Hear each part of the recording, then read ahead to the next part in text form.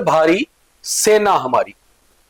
चाहे फिर वो पाकिस्तान से होने वाली घुसपैठ को रोकना हो, चाहे टूटे हुए पुलों को तुरंत दुरुस्त करना हो, या बाढ़ में फंसे हुए लोगों को रेस्क्यू करना हो, हर जगह भारतीय सेना हर समय तैयार रहती है और हर समय देश के लिए सबसे आगे बढ़कर मुश्किल समय में काम आती है।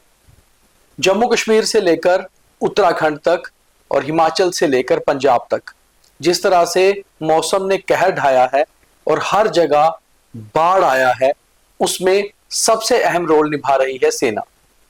सेना किस तरह ये काम कर रही है, कितना बड़ा चैलेंज है सेना के लिए इस बार के मॉनसून, इसके ऊपर बात करना बहुत जरूरी है, क्योंकि बहुत सारी तस्वीरें वीडियोस तो हमने आपको दिखाए हैं, मगर एक्सपर्ट्स क्या मानते हैं उस पर भी बात करना जरूरी है और सेना कैसे इसको सबको मैनेज करती है। हमारे साथ कर्नल AK शर्मा है, सेना में बहुत लंबे समय तक काम किया और इन सारी चीजों से वाकिफ हैं। कर्नल साहब, बहुत स्वागत है। सेना के लिए एक बड़ा चैलेंज है 2025 के मॉनसून, जिस तरह से हालात बने हुए। इसमें तो कोई शक नहीं है, बहुत बड़ा चैलेंज है इस वक्त, क्योंकि ऐसी मारामारी, ऐसी बरसात मेरे ख्याल में 2014 से भी ये ज्यादा सीरियस है। ज्यादा जी, क्योंकि इस वक्त एक स्टेट नहीं है, राइट, मतलब कन्याकुमारी से लेके कश्मीर तक हर जगह पानी है, पानी। बिल्कुल। और सेना का तो अपनी हिस्ट्री रही है कि वो पहले लोगों को देखते हैं, बाद में वो अपने आप को देखते हैं। और ये हमारा चटबुट क्रेडो भी है जी कि आपका खुद की सेफ्टी, खुद की कंफर्ट सबसे बाद में आती है, पहले देश की कंफर्ट और सेफ्टी आती है। और यही इस वक्त चल रहा है। अगर आप उत्तराखंड देख लो, आप जो है किसी भी स्टेट को देख लो, चाहे वो हिमाचल हो, JNK हो, इस वक्त श्रीनगर में भी बहुत लैंडस्लाइड आ रहे हैं, बहुत जगह। अगर आप बांदीपुरा देख लो, बांदीपुरा में भी लैंडस्लाइड आ रखे हैं, श्रीनगर में आ रखे हैं, हर जगह पानी ही पानी। और कहीं पर भी ऐसी कोई प्रॉब्लम होती है तो सबसे पहले कौन पहुंचता है? तो आर्मी पहुंचती है, और हमें पहुंचना भी चाहिए। कौन सा, वैसे तो SDRF, NDRF, civil defence, Jammu Kashmir या किसी भी स्टेट की पुलिस हो, वो सभी तैयार रहते हैं ऐसी चीजों के लिए, मगर क्या आर्मी को एक स्पेशल ट्रेनिंग होती है रेस्क्यू करने में? या हमने अभी देखा कि जैसे जम्मू में एक चौथा पुल टूटा था, तुरंत आर्मी ने 3 दिनों में पुल खड़ा कर दिया, तो ऐसी चीजों के लिए स्पेशल ट्रेनिंग होती है? नहीं सर, एक्चुअली स्पेशल ट्रेनिंग तो नहीं होती है, लेकिन हमें ये जो हमारी ट्रेनिंग है उसमें ये बताया जाता है कि हर एक चीज को, चैलेंज को लेना है। उसको ये नहीं कहना कि हम इसको नहीं कर सकते, चाहे हमने पहले वो किया हो या ना किया हो, तो चैलेंज लेना है। चाहे वो ब्रिज बनाना हो, चाहे लोगों को पानी के अंदर से निकालना हो, चाहे कैसे भी हो। अगर आपने देखा होगा अभी वो रेस्क्यू हुआ है BSF, आई थिंक BSF या CRPF, हाँ BSF के जवान थे, BSF के जवान थे। They have been picked up just moments before कि वो बिल्डिंग गिरी पानी में। इसमें माधोपुर में, माधोपुर में वो बिल्डिंग के फ्यू मिनट्स के पहले उनको वहां से निकाल लिया। It was matter of minutes. और अगर वो 5 मिनट और डिले हो जाता तो शायद बहुत नुकसान होता। लेकिन वो आर्मी की हमारा ये है कि सबसे पहले उनको निकालना है, बाकी चीजें बाद में देखेंगे। अच्छा, हमने देखा है जैसे चिशोती में इतना बड़ा क्लाउड बर्स्ट हुआ कि शायद उत्तरकाशी से भी ज्यादा नुकसान हो गया, किश्तवाड़ में। वहां भी आर्मी ने पूरा रेस्क्यू ऑपरेशन चलाया, और ना सिर्फ रेस्क्यू ऑपरेशन चलाया, लोगों को एक तरफ मतलब एक सिस्टमैटिक तरीके से वहां से रेस्क्यू भी किया, मतलब एक बड़ा डिसिप्लिन तरीके से चीजों से काम करना। तो इस तरह से आपको, मतलब मुझे लगता है कि ऐसी आपदा में भी हमें आर्मी के बिना ये सारा कुछ कर पाना पूरा सक्सेसफुल तरीके से इम्पॉसिबल है। देखो, ऐसा है कि हमारे पास रिसोर्सेज भी होते हैं, हमारे पास मैन पावर भी होती है, और हमारे पास ऑर्गेनाइजेशन स्किल भी होते हैं। जब कोई पार्टी वहां पर पहुंचती है तो वो इमीडिएटली जो है अपना दिमाग में एक ऑर्गेनाइज्ड तैयार करती है कि अगर हमने बंदे को निकाला तो उसको छोड़ना कहाँ है। पहले तो बंदे को निकालना कैसे है, अगर निकालना है तो हमें स्टोर्स क्या चाहिए, हमें रिसोर्सेज क्या चाहिए। तो वो रिसोर्सेज अगर वहां पर नहीं है तो एक पार्टी वो रिसोर्सेज या वो आगे इंफॉर्मेशन देती है कि हमें ये रिसोर्सेज इमीडिएटली यहाँ पर चाहिए, वो रिसोर्सेज भी वहां को दिए जाते हैं। और खासकर चिशोती जैसी जगह में अगर आप देखोगे, बॉर्डर के इतनी फोर्स थी कि लोग जो भी उसके सामने आए वो जमीन में धंस गए। अभी क्या है, वहां से लोगों को निकालना है। अगर निकालना है तो कहाँ छोड़ना है? अच्छा, निकालना है तो उनको खाना भी देना है जी। और अगर आप देखो, फौज के अलावा वहां की जो लोकल पॉपुलेशन थी, उनकी भी बहुत बड़ी कंट्रीब्यूशन है, बहुत बड़ी कंट्रीब्यूशन है। क्योंकि इमीडिएटली जो फर्स्ट रेस्क्यू था वो तो उन्हीं लोगों ने किया है। बिल्कुल। जो फर्स्ट रेस्क्यू था वो तो वहां के लोकल लोगों ने किया है। उसके बाद में एनडीआरएफ या एसडीआरएफ या फिर आर्मी पहुंची है। तो वो जो इतने सारे लोग बचा लिए गए हैं, ये भी मैं कहता हूं कि ये जो हमारे टोटल ऑर्गेनाइजेशन था, चाहे उसमें आर्मी हो, एसडीआरएफ हो या फिर वहां के लोकल लोग हों या पुलिस हो, अगर ये चीज वहां पर नहीं पहुंचती तो शायद ये भी इतने से भी बहुत कम लोग हम बचा पाते हैं। एक और चीज है गंग साहब की, जैसे जो बाढ़ है या मौसम खराब है, ये तो किसी एक जगह नहीं है, तकरीबन हर जगह है। और इसमें हमने देखा जम्मू में ही, जैसे इंटरनेशनल बॉर्डर की फॉरवर्ड पोस्ट हो या लाइन ऑफ कंट्रोल पे, वहां पे भी काफी नुकसान हुआ है।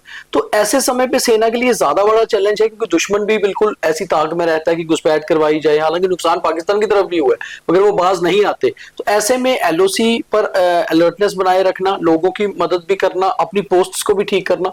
तो आपको लगता है कि ये जो अगला सीजन है अभी पोस्ट फ्लड्स भी ज्यादा बड़ा चैलेंज रहेगा आर्मी के लिए, सब कुछ मेंटेन करके चलना? देखिए, ऐसा है, पहले तो ये फ्लड्स के बाद हमें बहुत सारी लर्निंग है फ्लड्स जी, कि अगली बार अगर आता है तो पानी को कैसे निकालना है। अभी क्या हो रहा है, जो मेरा मान के चलना है कि हमने बॉर्डर के ऊपर एक बांध बनाया हुआ है जी, जिसके साथ में हमने इलेक्ट्रिफिकेशन किया हुआ है। वो बांध पानी को जाने नहीं दे रहा जी, ठीक है, पूरी बॉर्डर के साथ साथ बना हुआ है। इसका मतलब यह है कि हमें वहां पर कोई टेम्पररी ऐसी कोई चीजें बनाना पड़ेंगी कि इन सच केसेस उनको खोल दिया जाए जी। तो बहुत सारे गांव जो डूबे हैं, मेरा मानना है, वो उस कारण भी क्या भी सही है कि नहीं, जो मेरा मानना है, जो मैंने देखा हुआ है, मुझे लगता है कि हमने पानी के पैसे से नहीं छोड़े जब हम वो बांध बना रहे थे। बांध तो हमने बनाया कि दुश्मन से गोली अगर आए तो बांध में जाए, न कि लोगों को, गांव के लोगों को ना लगे जी। बड़ा अच्छा किया। लेकिन हमने इस इशू को उस अपने स्किल में नहीं लिया, उस कंस्ट्रक्शन कल को अगर बाढ़ आती है तो ये पानी यहाँ पर रुक जाएगा, ये निकलेगा कैसे? ठीक है। और जो तभी नाले हैं या दरिया हैं, जैसे चिनाब है, वो तो पहले से फुल है, बिल्कुल, वो तो पानी लेगा, ऑलरेडी ओवरफ्लो चल रही है, वो ऑलरेडी ओवरफ्लो है। तो मतलब पानी अगर निकलना है तो there has to be gaps through that बंद, ताकि वो पानी उनमें से निकल जाए और वहां पर इकट्ठा ना हो। और बहुत सारे जो बीएसएफ की पोस्ट हैं, जो आर्मी की पोस्ट हैं, जो पानी में डूबे हैं, आई थिंक कुछ कैजुअलिटीज में मेरे सुनने में हुआ है कि कैजुअलिटीज भी हुई हैं। उनका एक रीजन ये भी है कि पानी के निकास के लिए हमने जगह नहीं छोड़ी। तो अगर वो छोड़ी होती तो शायद ये हमारी कैजुअलिटीज नहीं होती। तो आपका कहना है कि अब नेक्स्ट स्टेप ये होना चाहिए कि स्ट्रेटजी कैसी बनाई जाए अब एक न्यू नॉर्मल के हिसाब से, कि पहले तो हम ये स्ट्रेटजी बनाते थे सिर्फ दुश्मन की गोली के लिए, अब हमें प्राकृतिक आपदाओं के हिसाब से भी सोचना पड़ेगा बॉर्डर पर। बिल्कुल सही है, क्योंकि हमें अभी ये भी मान के चलना है कि अगर ये फ्लड इस साल आया है, हो सकता है क्योंकि इट्स ए ग्लोबल वार्मिंग, अगर ग्लोबल वार्मिंग है तो ये नेचुरल डिजास्टर्स आएंगी और ज्यादा आएंगी शायद। तो हमें इस चीज को भी अपने पूरे प्रोसेस में इंक्लूड करना है कि अगर पानी इतना सारा आ जाता है तो उस पानी का निकास कैसे होगा, हमारी जो पोस्टें हैं वो बचेंगी कैसे, उनके पास उनके पास फॉल बैक क्या है, वहां से निकल के अल्टरनेट लोकेशन कौन सी टेक ओवर करनी है। ठीक है, तो अल्टरनेट लोकेशन भी होनी चाहिए। तो सेम चीज पानी निकलने के लिए भी है।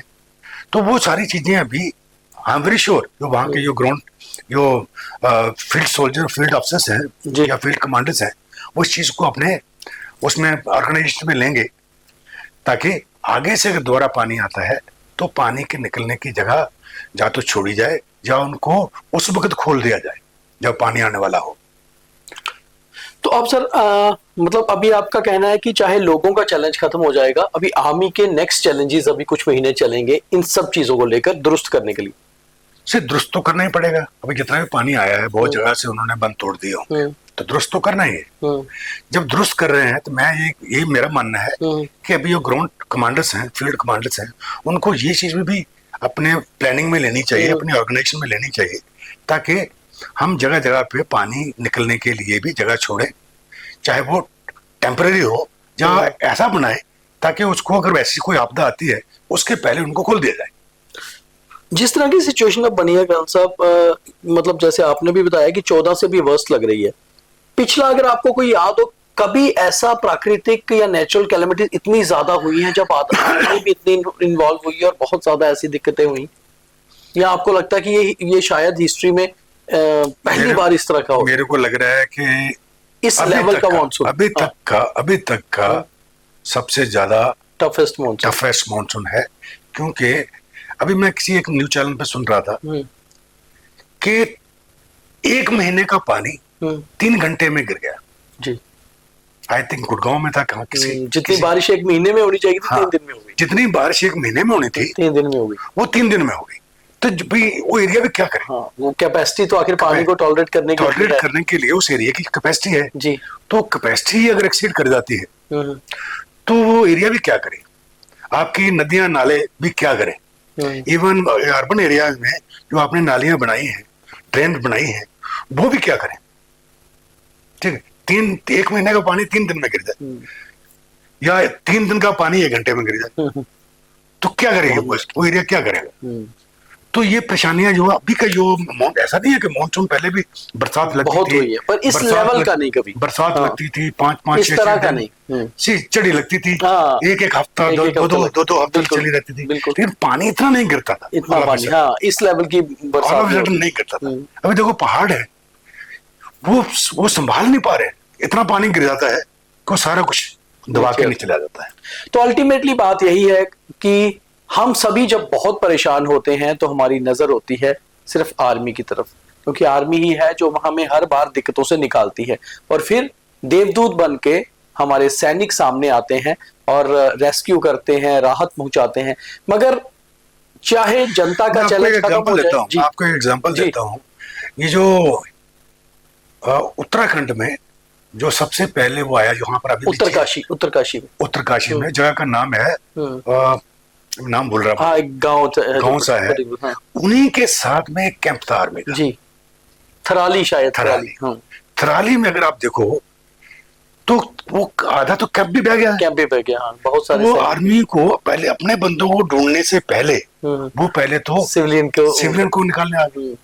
उनके खुद के बंदे, अभी वो खुद उनके जो मैन पावर थी उनके मिसिंग थे, लेकिन उन्होंने उनके लिए छोड़ी एक पार्टी वहां पर, लेकिन मेजोरिटी जो है इन लोगों को बचाने पहुंच गई। ठीक, तो ये है हमारी आर्मी का ड्यूटी, ये आर्मी का तरीका है काम करने का, कि वो पहले गांव वालों को बचाने आ गए, अपने लोगों को लिए उन्होंने छोटी सी पार्टी छोड़ दी कि आप लोग इनको ढूंढो, हम उधर जाते हैं, क्योंकि उनको हमारी ज्यादा जरूरत है। और वो भी यही है, आर्मी ऐसे काम करती है। तो आर्मी ऐसे ही काम करती है, हमेशा चैलेंज लेकर काम करती है। ये कहना है कर्नल AK शर्मा का, जो खुद आर्मी में रहे लंबे समय तक और अब अच्छे से जानते हैं कि आर्मी का इस समय रोल क्या है। और आर्मी के लिए चैलेंज अभी खत्म नहीं होगा, क्योंकि मॉनसून चाहे खत्म हो जाए, बहुत सारी चीजें हैं जिन्हें ठीक करना होगा ताकि अगले सीजन तक सही से आगे बढ़ पाए और दुश्मन भी कहीं कोई हिमाकत ना करे इस मौसम की, नेचुरल कैलेमिटी की लाभ लेने का या फायदा लेने का। तो बहुत धन्यवाद। इस प्रोग्राम को ज्यादा से ज्यादा लाइक, फॉलो, शेयर करिए और आर्मी की ड्यूटी को याद रखिए। बहुत धन्यवाद।